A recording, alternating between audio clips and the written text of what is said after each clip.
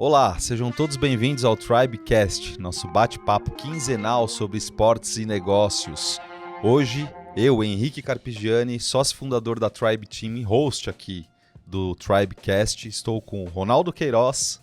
Eu que sou psicólogo clínico e esportivo, sócio também da Tribe Team.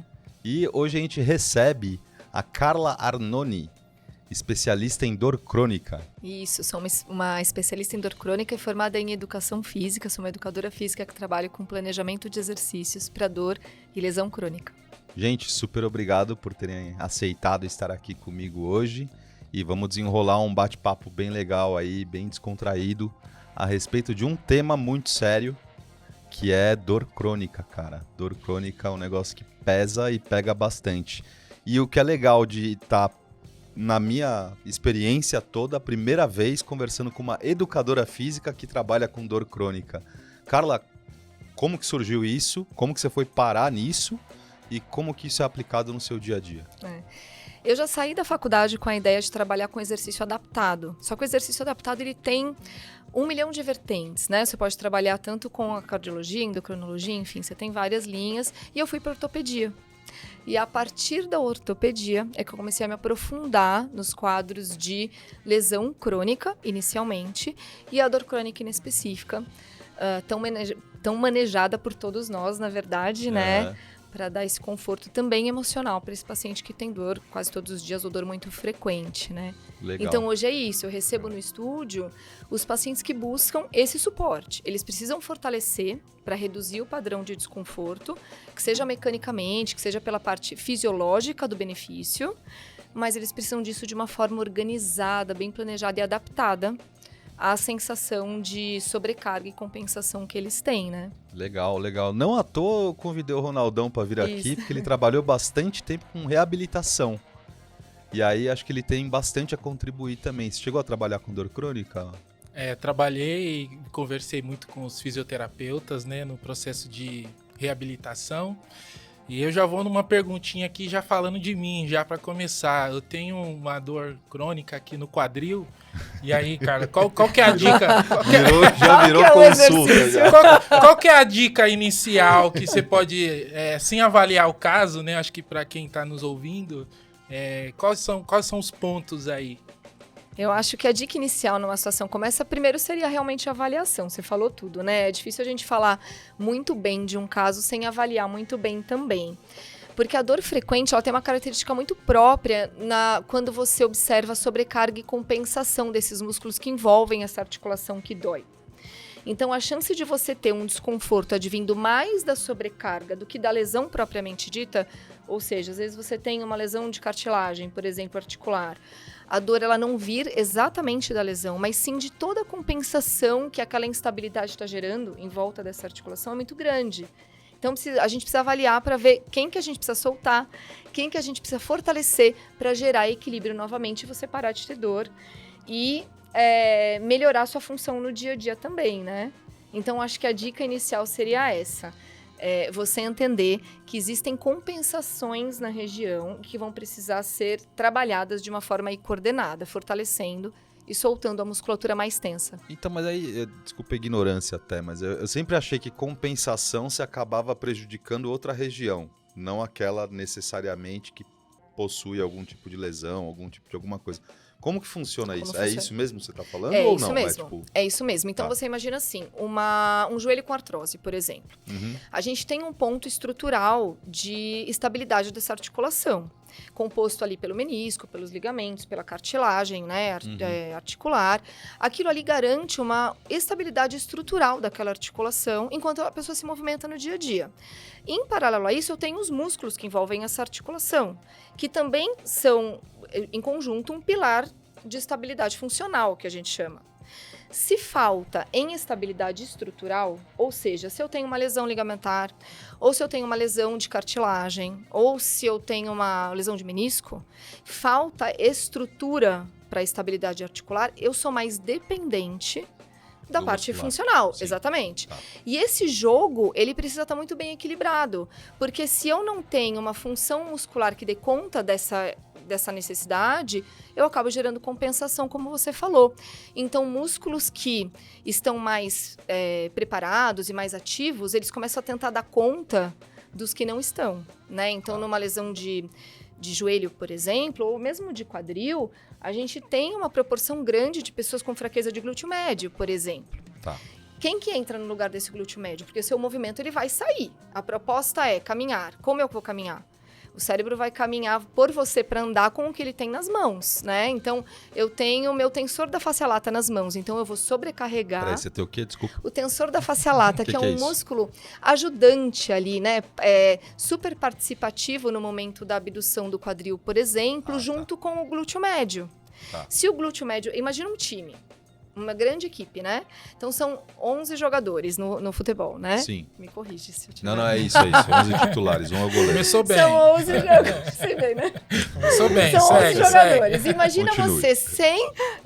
você sem reserva e um se machuca. O que acontece com os outros 10?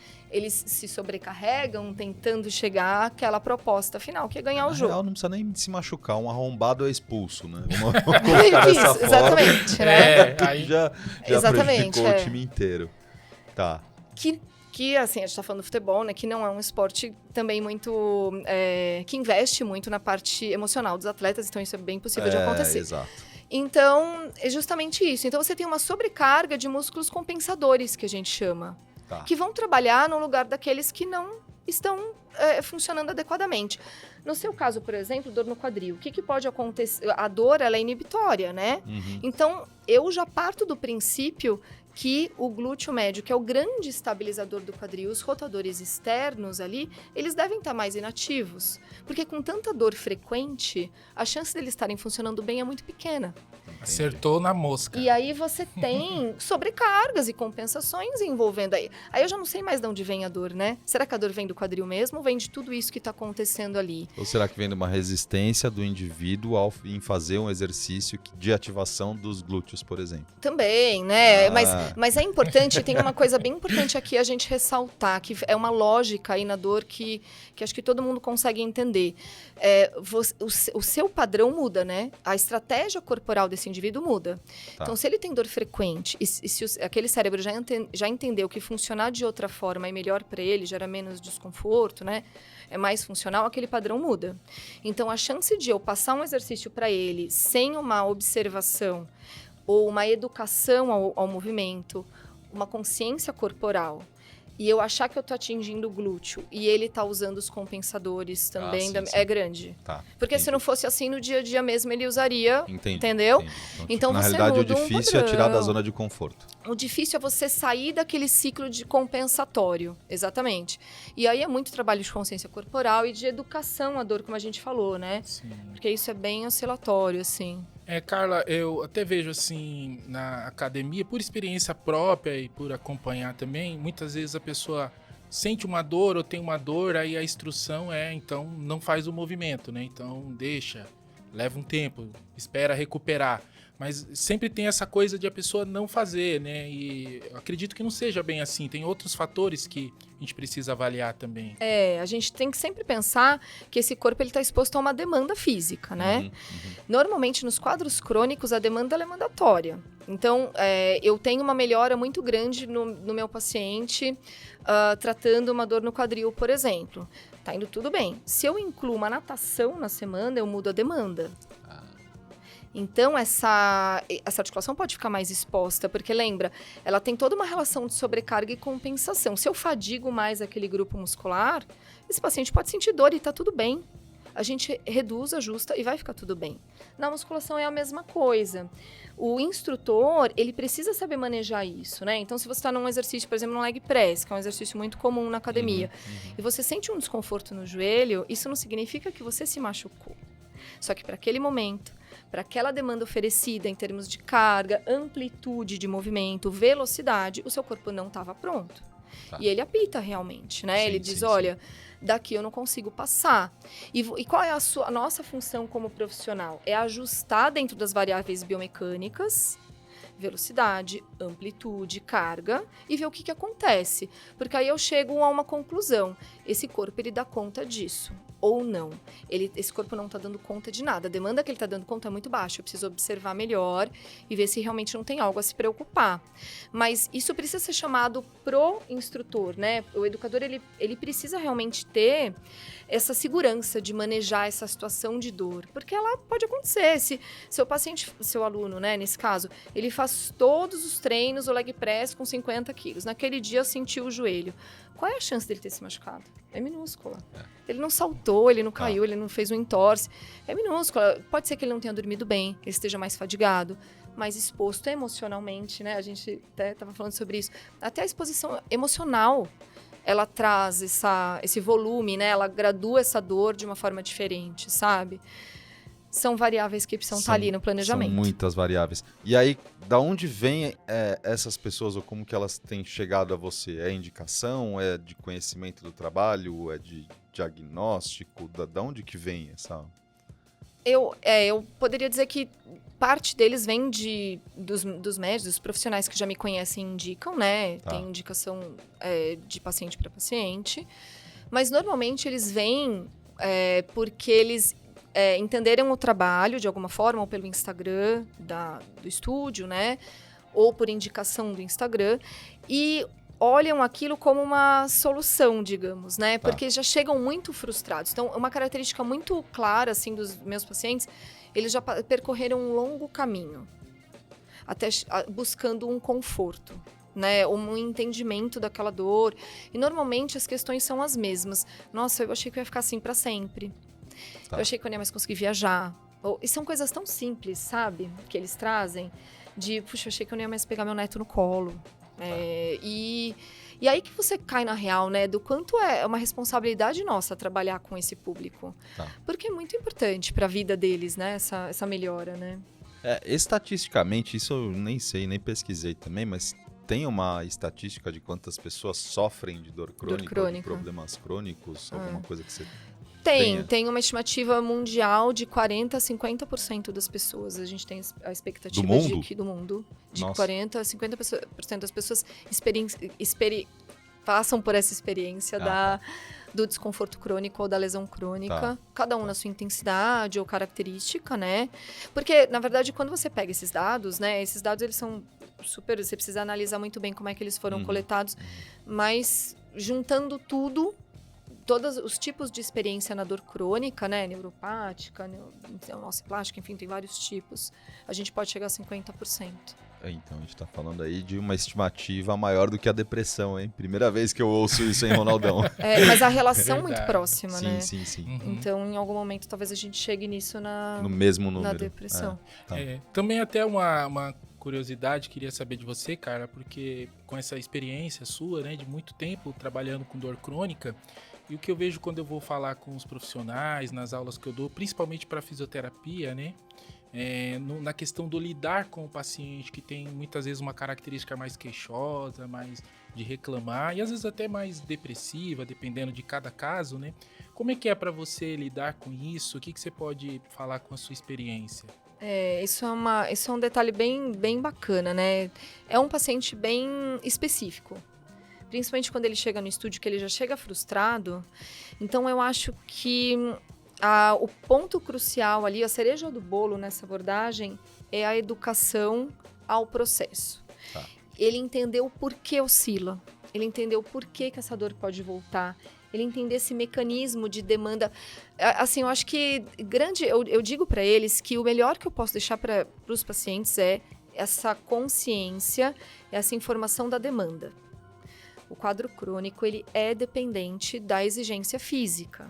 Então, se você vai, eu brinco, você vai andar um mês em Paris passeando, ou você me leva, ou você precisa entender como você maneja esse aumento de demanda, porque você vai ficar mais exposto. Isso dá uma clareza para eles e uma calma, porque quando eles experienciam a dor de novo, eles já entendem que houve um aumento de demanda e que está tudo bem, que eles vão descansar e amanhã vai estar tudo bem de novo. E é isso que acontece, de fato. Por 1 milhão de motivos. Tem um efeito, até às vezes, placebo nisso tudo, né? Porque... O de tranquilizar, você diz? De tranquilizar, exatamente. Né? Entendi.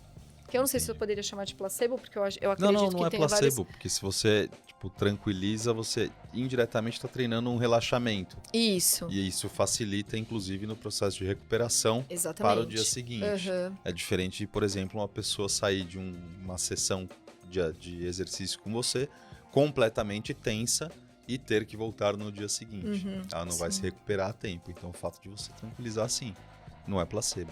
Existe uma explicação, talvez não em linha reta, mas existe uma explicação ali. Mesmo que a curto prazo, né? Sim, Mesmo sim, que não sim, seja a sim. longo prazo, sim. Uma das coisas que eu vejo muito, pela minha experiência, às vezes a pessoa sente dor e dor vai ser sempre dor. Então, né, se a pessoa, eu corro 1 quilômetro e sinto dor. E aí depois ela começa a correr 2 quilômetros e aí sim sentir dor. Mas não importa, é dor. Aí vai chegar Não lá melhorou e vai falar, não melhorei, não melhorei resolveu nada, o problema. né? Então acho que essa Então, é uma criar coisa esse tipo de de... escala é importante também, né? É, Eu acho que, até juntando um pouco, não sei se era isso que você ia falar, tem uma medida que muitos preparadores físicos usam, que é a PSE, né? Que é a percepção subjetiva de esforço. Existe uma escala de percepção subjetiva de dor? Não existe algo específico, mas a gente tem alguns questionários que a gente costuma entregar no início do processo.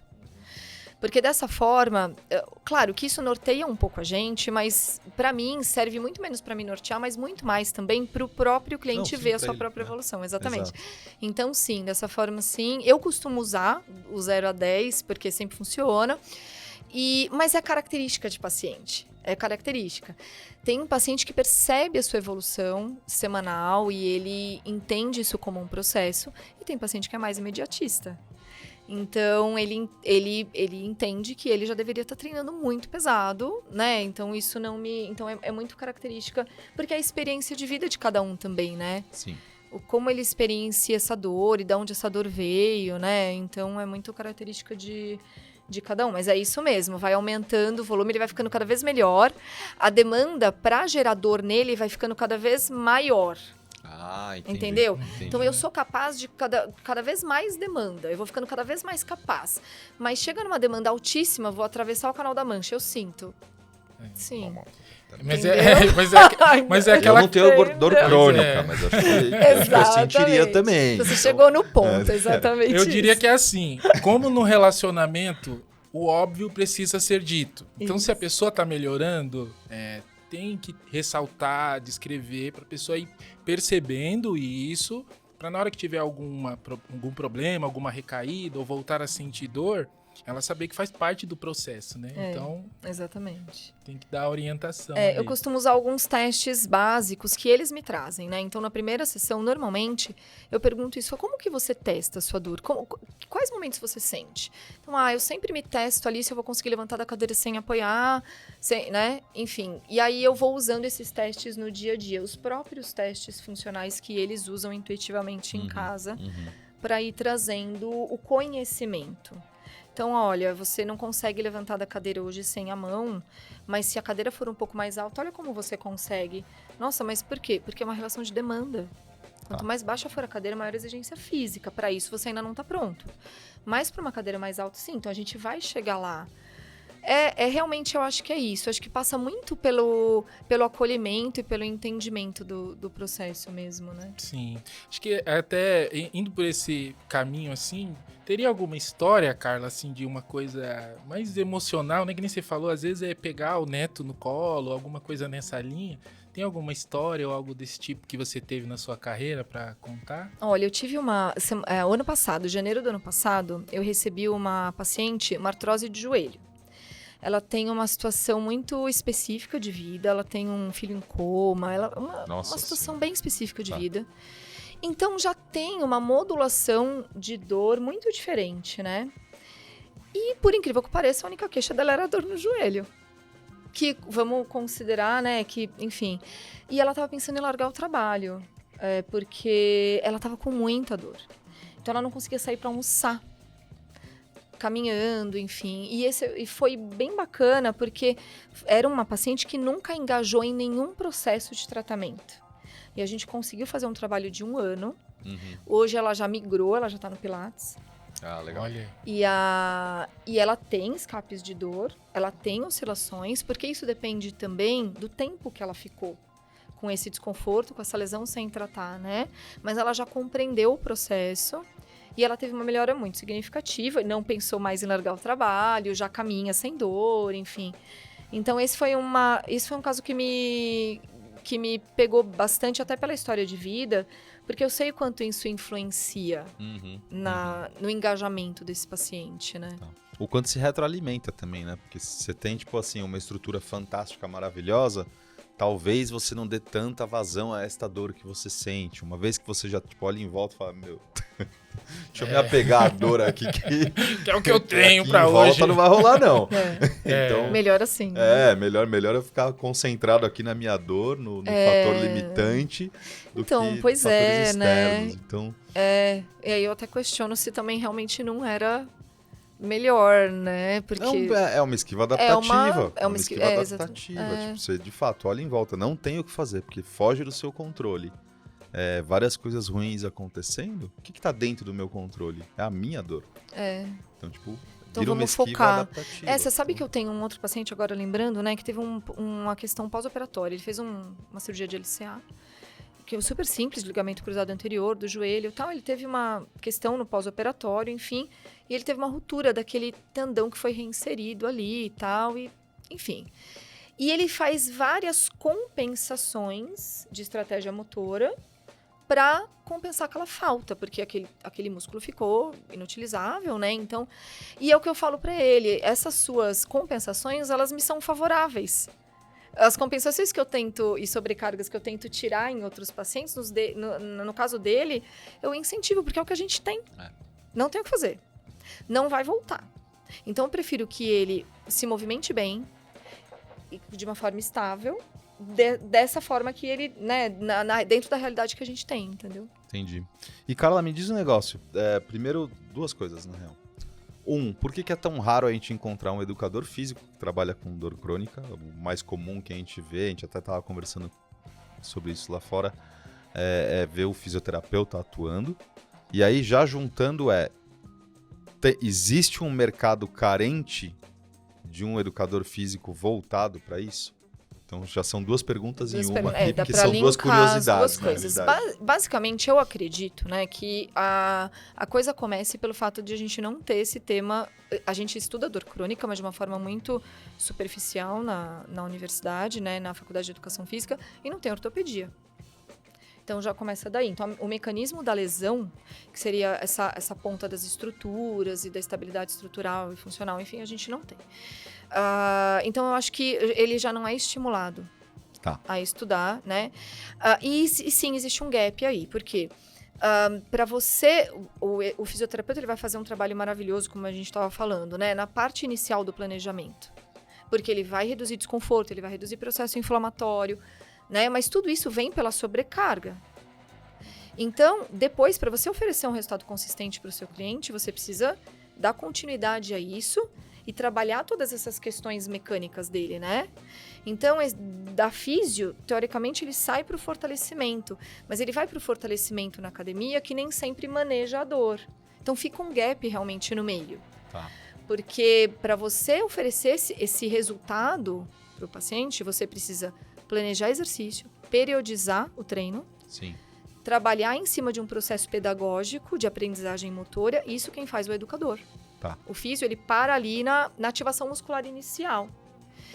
E então, só que precisava linkar, né? O que eu faço é linkar o planejamento, a periodização, a aprendizagem motora com o conhecimento, a mecânica da lesão. Então, a gente precisa que mais educadores venham para esse ponto da reabilitação, entendeu? E aí, em relação ao mercado? Esses educadores trabalhariam nessa parte, né? Não, mas tem mercado para isso? Sim, opa. Tipo, tá carente de profissional? Sim, a gente precisa de profissionais que façam isso. Às vezes, até mesmo dentro das academias, você oferecer um serviço especializado para quem já vem com a queixa. Sim. Porque esse cliente, ele pode começar a ter dor durante os treinos. Então, esse educador precisa manipular isso, né? A demanda tá aí, é mais que a depressão. Você mesmo falou. Exatamente, a demanda tá aí. Mas tem o cara... eu tenho o cara que ele chegou no ortopedista, o ortopedista já falou pra ele, né? Olha, você só precisa fortalecer, não tem nada aí. É uma tendinopatia, mas hoje, com os estudos, a gente já considera a tendinopatia algo tratável pelo exercício apenas, né? Então ele vai e bate na academia. Ele não tá totalmente limitado, ele não tá comigo no estúdio. Mas ele tá com um desconforto frequente e que pode ser tratado na Então, academia. mas isso também é um erro, talvez, de indicação, assim. Um erro que eu digo, uma falha de comunicação. Tipo, o que você precisa é de fortalecimento muscular. Se você me fala isso, eu também vou bater na academia. É diferente de, tipo, você precisa de um fortalecimento muscular que seja especializado em dor crônica. Por exemplo, tipo, a grosso modo. Já é uma comunicação completamente diferente, né? É diferente, mas aí eu ainda não consigo te responder com muita propriedade se o educador que está na academia não deveria estar preparado para te receber. Mas você aí não é querendo botar a fogueira nem nada, mas você acabou de falar, não tem isso na faculdade. Uhum. Então ele não tá preparado. Ele não está preparado, e acho que é daí que vem. A gente precisa preparar melhor esses profissionais, né? Tá. Exatamente, entendeu? Precisamos Entendi. preparar melhor esses Entendi. profissionais para ele te receber, porque é ali que você vai. Tá, Né? então assim, basicamente, o mercado já está aberto. Pula que a água tá quente. Né? Exatamente. Venham pra cá. Não, esse cliente, ele tá na academia. Aí ele passa um tempo na academia, ele sente dor, ele vai embora. Aí ele tenta de novo, ele vai para outra academia, para a primeira academia anterior. E é só uma questão de capacitação de fato, porque a base é biomecânica, anatomia. E isso o educador físico tem. Ele só precisa da questão da manipulação da dor, né? De uma capacitação a mais na manipulação da dor. É uma falha na preparação desse profissional. Entendi. Disso a gente entende bem, né, Ronaldão? Quantas faculdades tem matéria de psicologia do esporte? Raro, muito raro. É bem raro, e ainda assim, tipo, você pega, a gente falou no outro episódio, no Mackenzie tem a optativa em psicologia do esporte, mas nem todo mundo conhece, então, de fato, cabe Entendi. muito mais ao aluno correr atrás daquilo que ele se interessa e ter essa proatividade na formação do que ficar esperando necessariamente. Que é o que acontece na educação física. Exato. Vai muito mais do aluno se especializar nisso. O problema é que aí no caso da psicologia esportiva, o atleta, ele vai procurar esse profissional especificamente, né? Hoje em dia, talvez. Talvez, sim. Melhorou muito. No caso do paciente com dor crônica, ele já está na academia procurando essa ajuda, né? Então, e essa lesão vai acompanhar ele pro resto da vida. Então não dá para ele ficar num serviço super especializado pro resto da vida, né? Entendi. Também, olhando de fora assim, cara, de repente a questão do profissional que está ali na academia pode ser um ponto de uma indicação, de uma orientação, porque até mesmo em algumas academias, essas de bairro, elas não oferecem um treinamento muito especializado, muito focado, é uma coisa um pouco mais genérica. Falar mais bonitinho, mas pra, né? Vamos evitar bloqueio, essas coisas. Cancelamento. Né? Cancelamento e por aí vai, né? Então tem isso também. Olha, acho que seu caso, você poderia, de repente, procurar um profissional para estar ali te ajudando mais, né? Então, de repente, esse pode ser um meio do caminho aí interessante, né? Sim, eu acho que, na verdade, se você pega essas academias menores, né, esse público tá lá também, né? Também. Esse público tá lá também. Se a gente for pensar em 50%, né, 40%, 50%, Sim. esse público tá lá. Eu acho que tem a questão da capacitação desses professores e atualização deles, né? Então, eu acho difícil eles terem uma pessoa que trabalhe apenas com dor crônica lá dentro, por exemplo, né? Mas eu acho que a gente teria que trazer o educador de uma forma geral para essa realidade, sabe? Chamar ele para essa responsabilidade. Todos, de uma forma geral. Não precisa ser especialista como eu sou, e você não precisa pegar um paciente super limitado. Mas você precisa pelo menos saber orientar o seu cliente a partir da dor. Isso é uma realidade. E se ele não tem dor hoje, ele pode ter a semana que vem. Você não tem como dividir, você entendeu? Você não tem como dividir o público. É uma situação em que o paciente não tem hoje, mas ele tem o mês que vem. Então, como que ele faz? Daqui um mês ele começa a sentir dor, então ele muda de profissional? Que é o que frequentemente acontece. Não faça exatamente, entendeu? Claro, em situações específicas e muito difíceis, eu tenho parceiros, personagens, educadores que me mandam para eu avaliar o cliente. Falam, tá acontecendo isso, eu tô sentindo, tá compensando, que eu não tô conseguindo pegar onde tá. Mas tudo bem, é uma situação, né? Mas você precisa saber, porque a dor faz parte da vida. ela vem e vai e volta, entendeu? Então, e o educador trabalha com o corpo humano. Então, eu acho que a dor é responsabilidade de todo mundo que trabalha com saúde e corpo humano. Isso faz total sentido. Ela falou, não foi a gente, né? Ela falou, então tá exato, tudo certo, isso tá aí. tranquilo. Não é? Isso aí. Não, mas no final das contas, uma das coisas que a gente mais trabalha, tanto não digo clínica, mas na psicologia do esporte, ou não necessariamente com atleta de alto rendimento, é a questão do gerenciamento de estresse, né? E desenvolver habilidades de gerenciar estresse. E eu acho que casa muito com um trabalho com dor crônica, porque não tem a ver com a dor crônica em si, mas tem a ver com justamente gerenciar o estresse causado pelo processo de reabilitação Sim. e do treinamento adaptado. Pela insistência do desconforto, Exato. pela oscilação desse Exato, planejamento, desse processo. E cada paciente vai passar de uma forma por isso, né? Exatamente. Mas a parte do controle de estresse, do manejo disso, eu falo muito sobre os outros pilares da saúde durante o planejamento, né? Então, a boa alimentação, o bom sono e a saúde mental. Porque dificilmente eu vou entregar um produto bacana para o meu cliente se ele não entender que o processo está nele. Não em mim, né? Exato. Então, eu oriento, mas o processo está nele, né? Então, os ganhos vêm dele, vêm da frequência dele, vêm do encaixamento dele. E o manejo de estresse é uma coisa que a gente ainda precisa melhorar muito em termos de informação para o cliente, né? Sim, isso. E nessa questão da dor crônica, a autonomia, né? De gerar autonomia do cliente, do paciente, acaba sendo fundamental para poder ter avanço ali no processo, né? Então, ele tem que entender que é responsabilidade dele também participar e agir ativamente. Isso, e que tem coisas no dia a dia dele que podem aumentar o desconforto e coisas que podem reduzir esse desconforto. Essa é uma autonomia que ele tem que ter, porque é crônico, é para a vida. Isso vai acompanhá-lo. Então, ele precisa entender tanto quanto eu do processo dele. Ele precisa saber manejar. Então, assim, hoje mesmo eu atendi uma paciente, ela falou, olha, sábado eu peguei pesado, né? Domingo eu acordei com ele estalando, é uma lesão de quadril. Eu acordei com ele estalando, mas tudo bem. Eu descansei, eu entendi, foi a demanda que aumentou, fiz bolsa de água quente, tá tudo bem. À noite eu já tava bem. Se ela não souber manejar isso, ela vai ficar dependente de mim pro resto da vida. Isso não é real, a gente já sabe, nem é isso que eu quero. E eu tiro esse processo dela, né? E é o corpo dela, né? Excelente. Até pra gente ir se caminhando aí, porque correu rápido o tempo. Uma dica, Carla, você vai dar 2 dicas. Uma para um educador físico que está interessado no assunto, onde ele pode buscar alguma referência ou especialização. E a outra é para algum potencial cliente que já está frustrado, o que ele deve fazer de imediato. E aí depois a gente repassa aí pro Ronaldo e eu concluo. Tá. Para o educador físico, eu sugeriria uma revisão da biomecânica e da mecânica das lesões. Eu acho que essa seria a principal dica. Porque quando você for buscar um suporte em termos de cursos, enfim, você já consegue avaliar se aquilo vai te entregar o que você está buscando.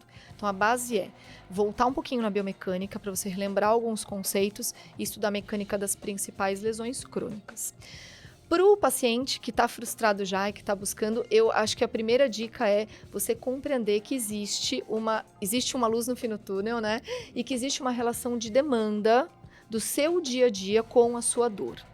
Então, se você reduz a demanda, você sente mais conforto. E você manejar isso inicialmente já te ajuda muito. Já é um manejo muito bacana, porque a pessoa já sente a melhora do desconforto a partir do manejo da exigência física.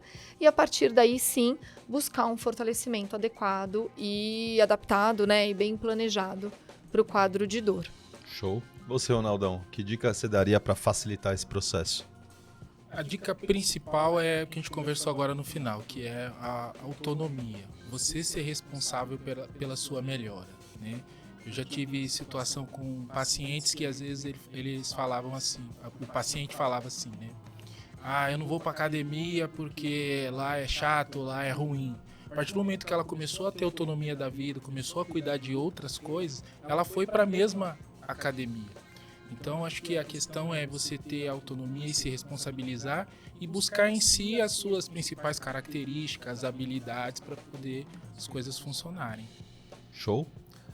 A minha dica para facilitar o processo, na realidade, é trabalhar em cima do gerenciamento de estresse, que é uma das iniciativas, uma só, daquilo que a gente chama de saúde mental, né? Saúde mental não é a ausência de transtorno mental ou de alguma doença. Saúde mental é um conjunto de iniciativas e eu acho que gerenciamento de estresse, como a própria Carla falou, é algo que ainda está pouco didático para se ensinar para as pessoas, mas que hoje a gente já conta com vários recursos super interessantes, inclusive o próprio biofeedback que a gente costuma utilizar com uma medida de evolução nessa taxa de gerenciamento de estresse. Então, dá uma investida nisso que eu acho que facilita bastante o processo de evolução, inclusive da dor. Certo? Vamos ficando por aqui. Carla, deixe suas redes sociais para o pessoal te seguir. Sim, a rede social do estúdio é adapt, com E no final, .ca. E o site é a mesma coisa, adapt.ca.com.br. Você, Ronaldão? @ronaldoqueiroz.psico. Boa, psico, né? Geralmente o pessoal é só .psi. Agora .psico. Segue a gente também no @TribeTeamOficial e @Henrique Carpigiani. Muito obrigado pela presença e contribuição dos dois. A gente vai ficando por aqui. Até a próxima. Valeu.